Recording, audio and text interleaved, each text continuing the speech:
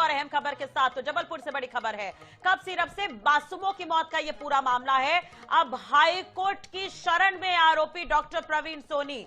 16 अक्टूबर को जमानत होगी और इस पर सुनवाई होनी है। जी हाँ, 16 अक्टूबर को जमानत अर्जी पर सुनवाई होनी है।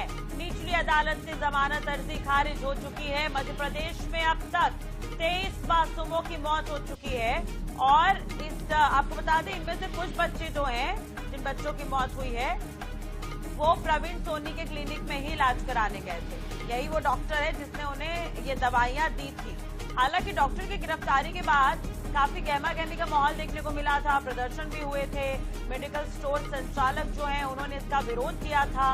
अब इस पर अगर हम बात करें, जो मामला कोर्ट में चल रहा है, तो इस पूरे मामले पर अब हाईकोर्ट की शरण में पहुंचे हैं आरोपी डॉक्टर प्रवीण सोनी। 16 अक्टूबर को जमानत अर्जी पर सुनवाई होनी है। निचली अदालत से जो जमानत याचिका है, जो अर्जी है, वो खारिज हो गई है। तो 23 मासूमों की मौत का कौन जिम्मेदार, अभी भी ये बड़ा सवाल है और परत दर परत इसमें कई खुलासे हो रहे हैं, कार्रवाई भी हो रही है। जहां दवाइयां बन रही थी उसके मालिक को भी गिरफ्तार किया जा चुका है। इसके अलावा आपको बता दें कि वहां पर जो प्रोप्राइटर के पोस्ट में थे उसे भी गिरफ्तार किया जा चुका है। तो लगातार कार्रवाई हो रही है।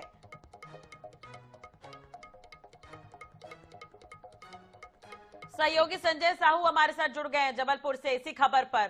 संजय, एक तरह से देखा जाए तो ये गंभीर मामला जो मध्य प्रदेश में देखने को मिला, डॉक्टर प्रवीण सोनी क्लिनिक में बच्चे गए थे, यही वो डॉक्टर है जिसने ये दवाई रिकमेंड की थी। उस दवा के बाद से ही बच्चों को परेशानी हुई और मासूमों की जान चली गई। पहले याचिका खारिज हो गई है, लेकिन अब प्रवीण सोनी ने हाईकोर्ट का रुख किया है। तो अब आगे किस तरह से ये प्रक्रिया होगी, प्रोसेस क्या कुछ रहने वाला है, पूरी जानकारी? निश्चित ही जो परासिया में घटना हुई है वो दर्दनाक है और उन मासूमों की मौत हुई है जो जिन्होंने अभी चलना भी नहीं सीखा था, जो अभी बोलना भी नहीं सीखा था, ऐसे मासूमों की वहां पर मौत हुई है। और निश्चित ही इसमें कहीं ना कहीं उस कंपनी का भी हाथ है, जिसके सन फार्मा का, जिसने एक कोल्ड सिरप बनाई है। वहीं अगर हम बात करें डॉक्टर को, तो डॉक्टर को गिरफ्तार किया गया है। हालांकि डॉक्टर ने जिस प्रकार की दलील दी है यहाँ पर याचिका, जमानत याचिका में, कि हम 40 साल से प्रैक्टिस कर रहे हैं और 40 साल से लगातार प्रैक्टिस के दौरान ये हमारे साथ पहली घटना है। लेकिन कह सकते हैं कि ये बड़ी घटना है और मासूम, जो 25 मासूमों की मौत हुई है, वो कहीं ना कहीं उनके परिवार आज भी खून के आंसू रोते हुए दिखाई दे रहे हैं। तो कह सकते हैं कि बड़ी बात है। हालांकि अब इस पर 16 अक्टूबर को सुनवाई होगी और देखना ये होगा कि बचाव पक्ष इसमें क्या दलील देता है और क्या किस प्रकार से अपनी जमानत याचिका को प्रस्तुत। जी, हाईकोर्ट ने भी इसे संगीन माना है। तो कह सकते हैं कि फिलहाल जमानत याचिका पर जो सुनवाई होगी उस पर सबकी निगाहें रहेंगी। जी बिल्कुल। अब अगर हम बात करें तो अब बचाव पक्ष यानी कि प्रवीण सोनी की तरफ से कोई वकील किया गया है क्या उनकी तरफ से कोई स्टेटमेंट आया इसे लेकर? क्योंकि पहले याचिका खारिज हो गई है, तो अब आगे से लेकर उनका स्टेप जो है हाईकोर्ट तक पहुंचा है, तो इसे लेकर कुछ बातचीत अगर हुई हो तो?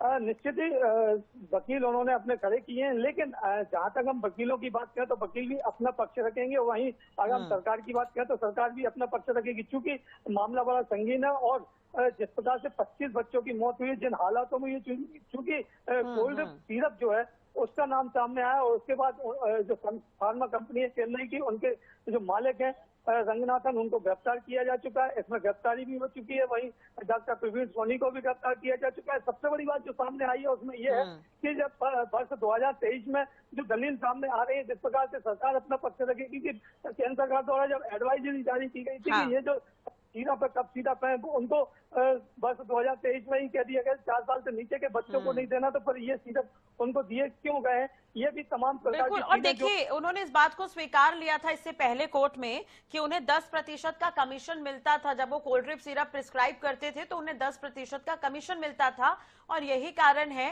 कि उनकी जमानत याचिका वहां पर खारिज हो गई। अब उन्होंने हाईकोर्ट की शरण ली है। संजय, बहुत बहुत शुक्रिया तमाम जानकारी और बातचीत के लिए। आप नजर बनाए रखिएगा, अपडेट आपसे लेंगे।